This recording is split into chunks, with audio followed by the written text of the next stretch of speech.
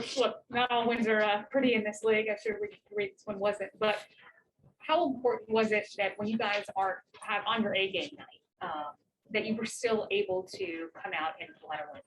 Yeah, we'll take the win, but that was a disappointing game for us. We didn't play the game and approach the game with the seriousness that we needed to. It's over now. We got to win, but we can't afford to play that way. Any inkling or idea why that was? Did you get any feeling? No, I just thought, our approach was wrong. Mistakes we were making, the way our offense bogged down, like that's not how we've played. And so, we'll take a look at it and we'll improve on it. Sometimes in games like this, do you feel like maybe you're reacting to the opponent versus initiating like your style of play and what you like to do versus at the game?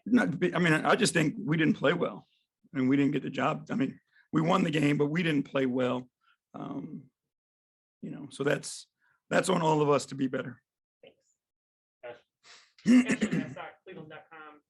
Jimmy, I guess when you talk about not playing well and not doing the things at this point in the season, how frustrating or disappointing, I don't want to assign an adjective to it, but how disappointing is that for you? It's one night, so we won't overreact to it. But it's an understanding of the bigger picture of what we're trying to get done. And the seriousness of every game for us and what it means. And that's, again, part of our growth and maturation. There's games, like this where, if you lose these games, you're looking back in April and they matter. I know we all at the end of the year when teams are competing for playoff positioning, it's like that mad dash, and everybody's focused on the right now. But, the good teams, they take care of business when they're supposed to, and then they don't have to look back, and they don't have to make that mad dash because they just continue to be who they are. And again, we are young and we are learning. And for all of us, sometimes it can be frustrating, but we were fortunate to get a win tonight. And then I wanted to ask about Evans since he had a career high in rebounding tonight. I know before the game we talked about they shoot a lot of threes. They did tonight, so they're prone to some long rebounds when you play them. And I know I've asked you about his court awareness in game before, but what you saw from him in that regard, that he's able to still get that many boards when it's not maybe the traditional kind of boards. Well, I thought that he and Jared, were really competing to try to get us a win. And I think it started on the boards. I thought both of those guys, coming out in the third quarter, and even Evan to start the game, I thought those guys came out with a purpose. And I thought, they were trying to do the right things to help us win the game. And, they knew we had to win the defensive boards. We had the size advantage, so we had to take advantage of them there. Chris Fedor, Cleveland.com. JB, do you have any further update on Lowry? Not yet, no. And then a couple of the guys were talking the other day about how they feel like they've got a target on their back now and they're more a hunted team because of the first half of the season that you guys have had. But coming into the season, they were talking as underdogs. In any way, does there have to be some kind of mentality shift? No, you should still approach every game like you are the underdog.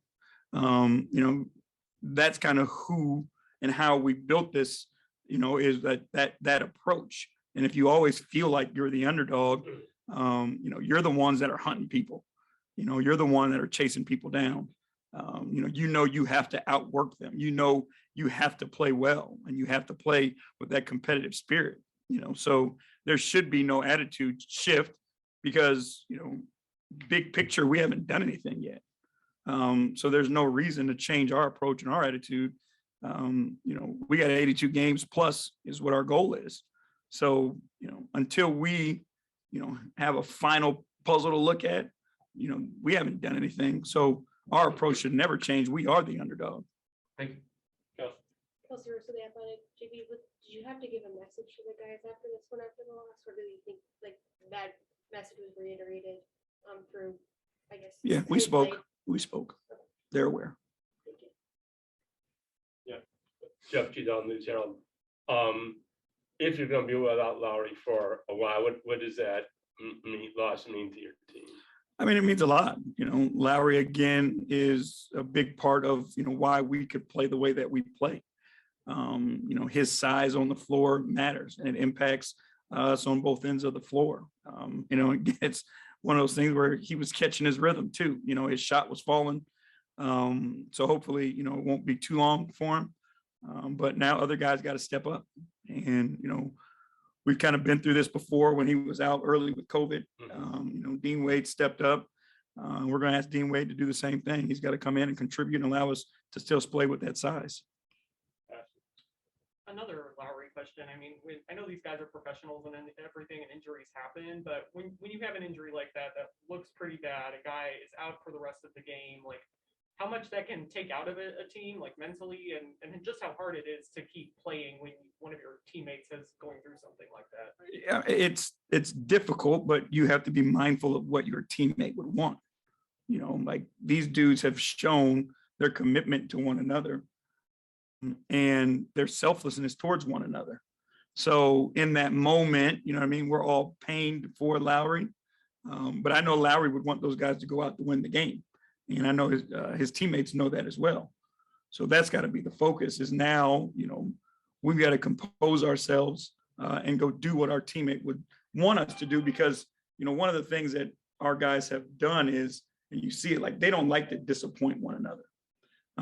So, we know Lowry would want the guys to go out compete. We got to keep that mindset. Last one, Evan Damerel, Facebook News. JB, you mentioned prior to the game that this is somewhat similar to a playoff scenario where you guys can make adjustments after being about a week apart from playing Oklahoma City. The same can be said for the Thunder. What do you think Oklahoma City kind of threw your guys' way tonight that maybe looked different compared to a week ago? I mean, I don't think they changed much. I just don't think we played well. And that's the matter of fact. I think, what Oklahoma City does, no matter their situation, is they compete their tails off. They fight, they scrap. Like you saw us get leads and they never put their head down. They came off a back-to-back and they came out and they kept competing. They kept working at it. So I think that's, a credit to them and how hard they play. But again, I don't think we executed the game properly tonight.